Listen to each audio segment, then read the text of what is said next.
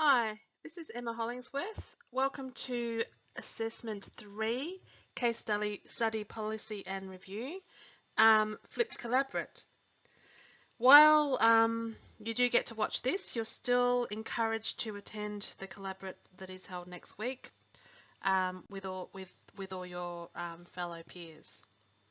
There's still a lot you can gain from this, and I'll be setting you some tasks to complete by your Collaborate next week.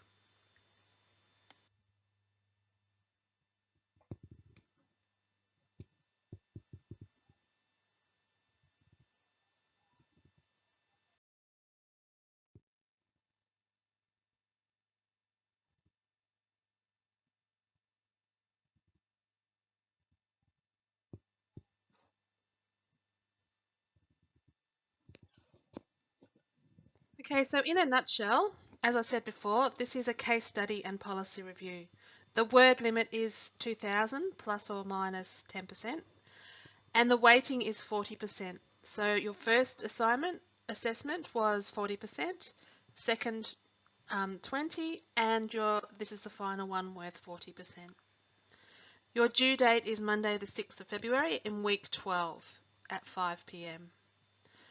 Now, your presentation for this one is in a Word document uploaded to Turnitin.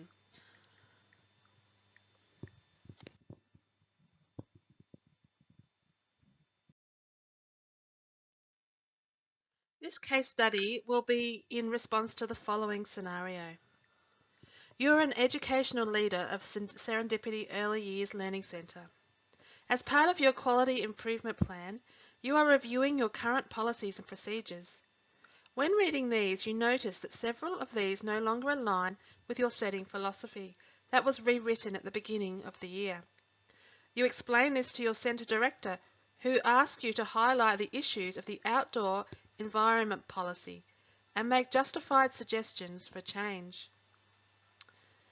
So you are going to use this scenario in order to create your case study. With your case study, you will need to read the philosophy of the centre as well as the current policy, and they're coming up on the next slides.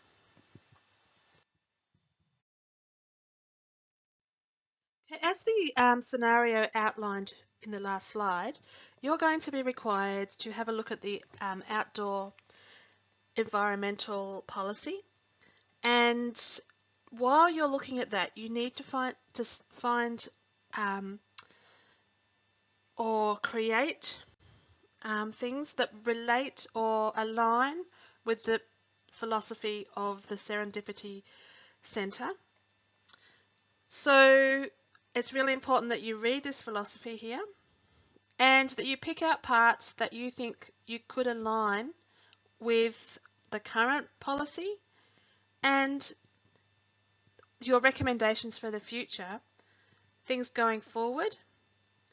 So I'm going to read the philosophy to you, and I want you to have a think about some of the parts of the philosophy that can align with an outdoor educational policy.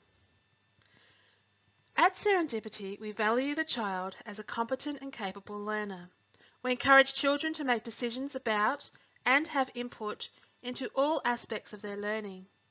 We trust that children know their personal capabilities and with support can make responsible decisions. We surround the child with natural beauty and embrace the use of natural and improvised materials to provide rich sensory experiences and foster creative thinking. At Serendipity, we aim to support a deep connection with the natural world through the learning environment and relationships with others. These connections, we believe, will underpin their future interactions with each other and their world and encourage a more sustainable living practices. We believe that positive and trusting relationships lie at the core of a quality educational setting. We value family as a child's first and most influential leader. We are guided by socio-cultural approaches to teaching and learning. Our first pedagogical decisions and practices are constructed through rich discussions and collaboration with children's families and the wider community. We value our diverse community and believe children are strong in culture. We recognise Australia's First Peoples and are committed to reconciliation. Okay, while I was reading that, there were a number of points that stood out to me that could align with an outdoor educational setting, that could be in a policy. Take the last point in the very last sentence, for instance. We recognise Australia's First Peoples and are committed to reconciliation. How could you consider that within the policy? Okay, I'm not going to tell you anymore because what I want you to do is have a think about that before we have the collaboration. I'll go to the next slide now. Okay, now we come to the actual policy of the Serendipity Early Learning Centre. The one that is slightly out of date in comparison to the philosophy. So while there are many really good ethical considerations within this policy, I think there's room for improvement, and obviously so does the leader of the Serendipity Early Learning Centre.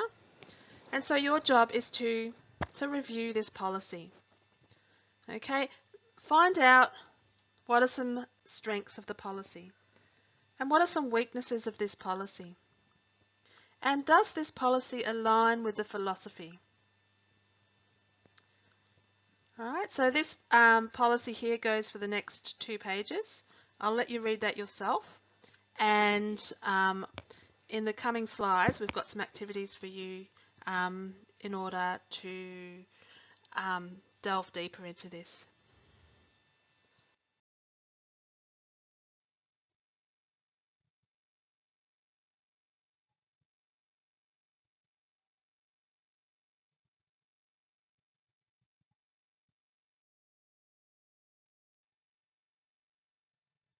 Okay, I've included some of the documents that have informed this policy. It may be a good place for you to start when you're looking at extra reading materials for yourself. So just keep in mind that there could be some good links there for you. Okay, I've included some of the documents. Okay, now we come to the part where I want you to do a little bit of an activity. And we will be doing this in the actual collaborate. As we have done in the past too, you'll have an opportunity to write your answers on the page. Now this part here is asking you to outline and justify the processes for policy review and development. Okay, and here is a chance to show your knowledge of legal and ethical requirements in early years education. Okay, so what I want you to do is I want you to jot down what is the process for policy review. Okay, and I also want you to jot down, why do we need this process? And you will have an opportunity to share this with your peers at the collaborate by writing it into the boxes. So I would like you to come prepared. Okay, so what I'm doing here is I'm basically breaking down your assessment so that you can start thinking about what you're going to be including.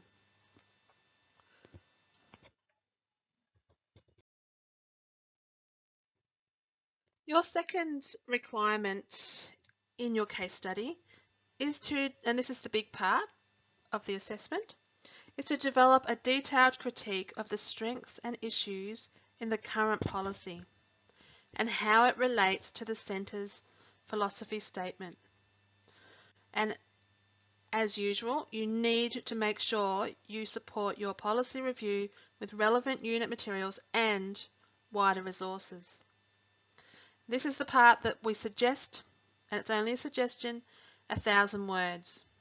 Okay, so we're going to break that one up. So the first thing we're going to do is look at the strengths of the current policy.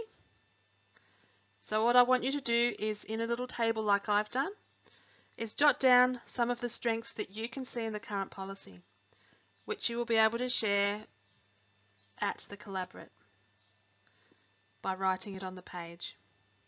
What are some of the issues within the current policy? So I want you to do the same with that one. Jot it down. And can you see any relationships between the policy and the philosophy? Or is there anything lacking between the policy and the philosophy that needs to happen? All right.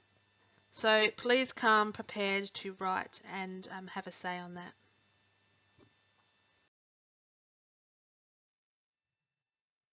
And the third part of the case study is for you to write a brief summary of your recommendations for change. So how would you make it align more closely with the Centre's philosophy?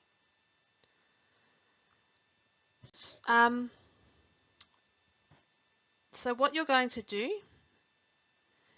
is have a think about that. What changes could be made to the outdoor environment policy to align closely with the philosophy?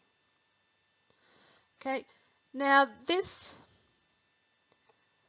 part is a smaller part, and it does say a brief summary. So we're suggesting 400 words for this one. All right, so have a think about the changes that you would make. Jot them down and come prepared to share at the Collaborate. Okay, so you need to have a think about, or take the parts out of the philosophy, and what would you change in the policy to make it align with the philosophy? Okay. Do you see anything missing in the philosophy in regards to ethical considerations?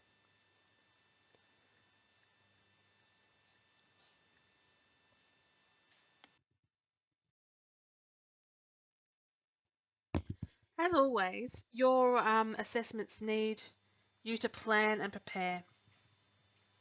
So just some advice when you're preparing for this policy review.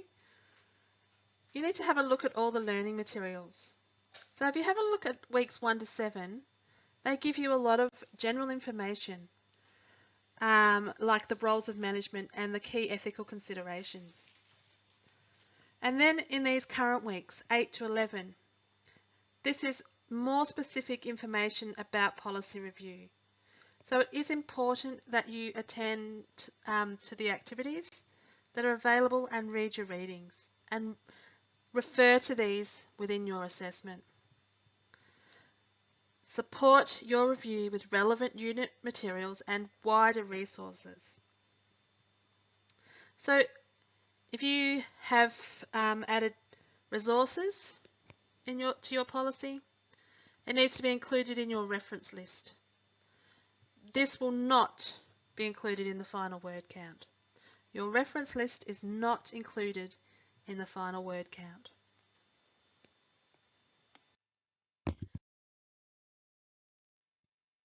Okay, so we get to the rubric. Now, it is so important that you use the rubric and write your essay to the rubric. If you follow the rubric, you are following the exact path by which you will be marked. Your ELAs are required to mark your assessments next to the rubric. Okay, so an easy way to get a good mark is to follow the rubric. Let's have a look at the rubric.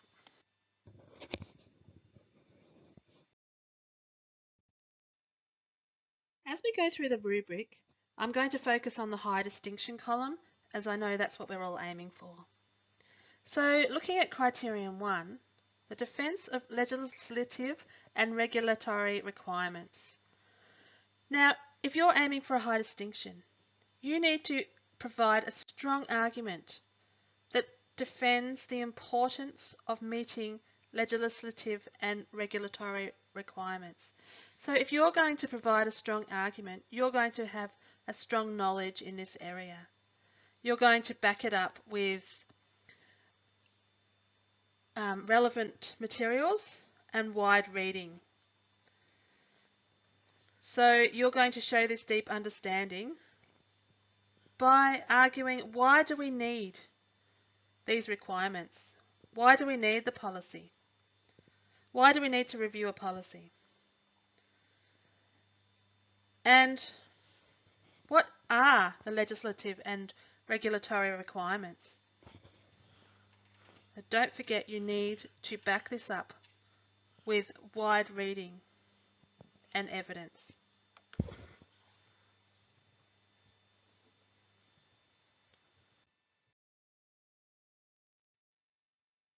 Criterion 2, policy, critique and development. So if you're aiming for a high distinction, you need to identify the strengths and weaknesses of the current policy. You need to show an evidence of deep engagement. You need to show critical thinking skills. You need to have some original ideas. Try thinking outside the box while keeping in mind the philosophy and the benefits for the children and the centre. Okay, you need to clearly identify the strengths and identify the issues. You need to provide clear relationships between the philosophy of the setting and the policy. So just like we looked at before, align your policy, the new policy, with the philosophy. Okay, so you need to think of innovative considerations to enhance the quality of the educational experiences for the children. You need to have policy statements that are clear and insightful. And you need to address all the issues that you identify in the review. And as always, extensive research is evident. Look beyond the learning materials.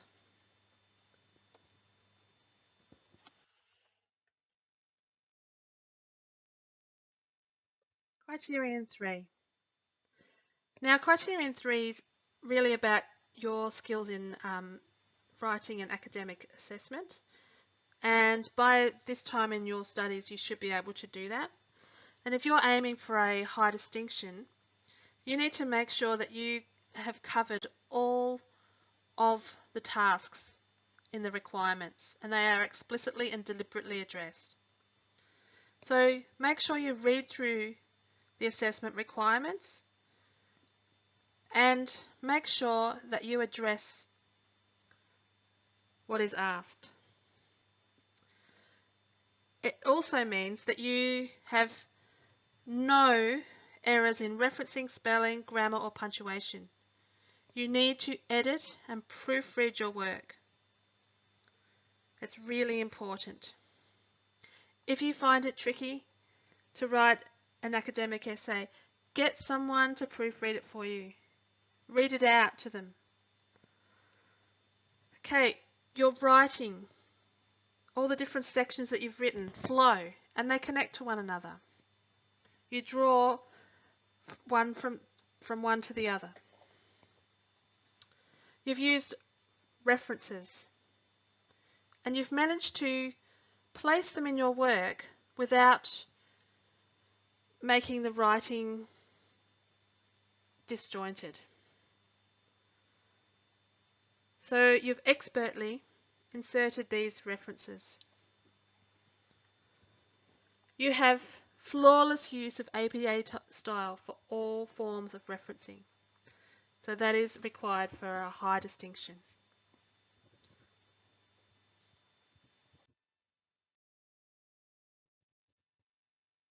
Moving on to your policy review structure.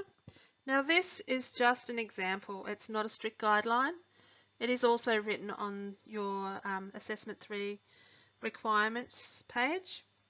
So your first section, outline and justify the process for policy review, 600 words. Your critique and the relationship to the Centre's philosophy statement, 1,000 words.